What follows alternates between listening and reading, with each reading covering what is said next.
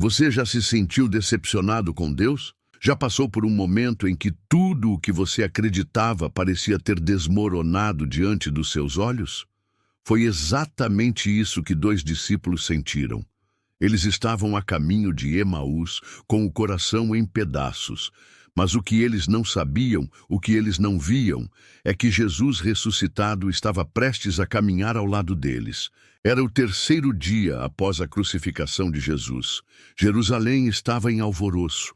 Alguns diziam que o corpo de Jesus havia sumido, outros que ele estava vivo. Mas para aqueles dois discípulos só havia confusão, esperança esmagada, fé silenciada. Então, resolveram ir embora. Saíram de Jerusalém a pé, rumo a um vilarejo chamado Emaús, cerca de 11 quilômetros de distância. A estrada era longa e o coração ainda mais pesado. Enquanto caminhavam e conversavam sobre tudo o que aconteceu, um homem se aproxima. Ele caminha com eles, como se fosse só mais um viajante.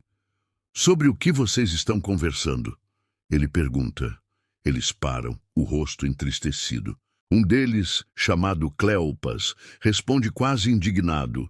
Você é o único visitante em Jerusalém que não sabe o que aconteceu? E começam a contar a história de Jesus de Nazaré, de como ele era poderoso em obras e palavras, de como eles acreditavam que ele era o Messias, mas que no final foi morto, crucificado. Tudo aquilo parecia agora um sonho perdido, mas havia rumores de que o túmulo estava vazio. Rumores, apenas isso. Então, o estranho começa a falar. Como vocês demoram a entender e a crer no que disseram os profetas. E começa a explicar. Desde os escritos de Moisés até os profetas, mostra que o Messias deveria sofrer, morrer e, em seguida, entrar na sua glória. A cada passo, a palavra o tocava. Não era apenas uma explicação. Era como se algo estivesse renascendo dentro deles, uma chama, uma esperança que começava, timidamente, a arder de novo. Já era quase noite quando chegaram a Emaús. O estranho fazia menção de seguir adiante, mas os discípulos insistem. Fica conosco, já é tarde. Eles não sabiam que o hóspede que se tornara seu guia era, na verdade, Jesus Cristo ressuscitado. Nem que aquele lar modesto os esperava para um banquete espiritual. Os discípulos não sabiam, mas estavam prestes a viver o momento que mudaria tudo.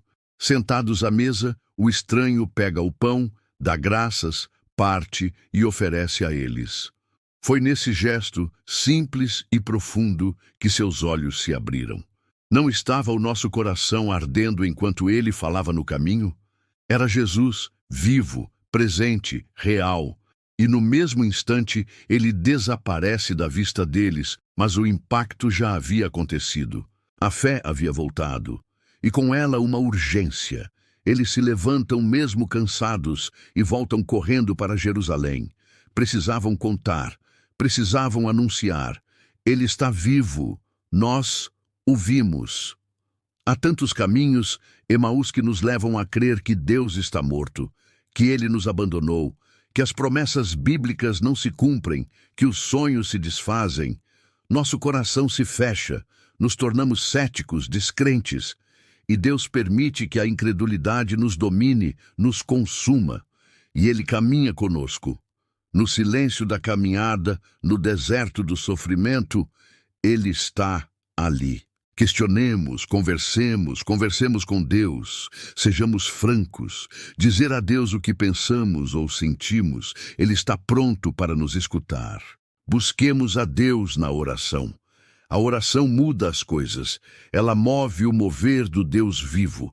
A palavra de Deus penetra a nossa alma, reaviva a esperança. E muitas vezes, como nesses dois discípulos de Emaús, o reconhecimento de Jesus Cristo ressuscitado vem na quebra do pão. O pão da Eucaristia, o pão da comunhão, o pão do altar, na adoração, na oração, no louvor. Jesus está ali. Não estava o nosso coração ardendo enquanto ele falava no caminho? Quem são esses dois discípulos? São todos nós. Cada um de nós, todos nós já fomos crentes inexperientes, fomos imaturos, fomos infiéis. Nosso coração já se perdeu em meio a tantas tristezas, tantas decepções. Nossos sonhos já se apagaram. Já fomos descrentes, já duvidamos das promessas divinas e no caminho Jesus caminhou conosco. No silêncio da caminhada, no deserto do sofrimento, Jesus está ali. Questionemos, conversemos com Deus, sejamos sinceros em dizer a Deus o que pensamos ou sentimos. Ele está pronto para nos escutar. Cleopas e o anônimo, pois Cleopas se convenceu da ressurreição de Jesus, mas não quis revelar publicamente a quem se dirigia ao anônimo. Anônimo. Permanece no anonimato porque para ele o importante não é ser reconhecido, mas sim reconhecer Jesus Cristo. Deus escolheu um homem anônimo para guiar 2 discípulos amadurecidos. Deus usa instrumentos humildes para realizar ações maravilhosas. Ele confiou a missão de anunciar a ressurreição a 2 discípulos, não um apóstolo. O apóstolo Pedro, Tomé, o incrédulo, ou mesmo a mulher Maria Madalena, que o viu ressuscitado, eram apóstolos, mas Cleopas e o anônimo. Quem somos nós? Humildes servos do Senhor, instrumento nas mãos do Mestre, para que ele toque os corações endurecidos e os leve a crer na promessa divina. No texto evangélico, vemos a incredulidade, o medo, o receio, a dúvida. Os discípulos ficam presos às muralhas de Jerusalém. Em vez de irem em direção a Jesus, vão em direção a Emaús, o que significa futilidade. Os discípulos pensavam que a morte de Jesus era o fim, a cruz era o limite. A cruz era o fim da história, e não compreendiam que a cruz era o início da nova vida. Para eles, a sepultura era o portal da sepultura, portais da sepultura, e não compreendiam que a sepultura era o portal da ressurreição.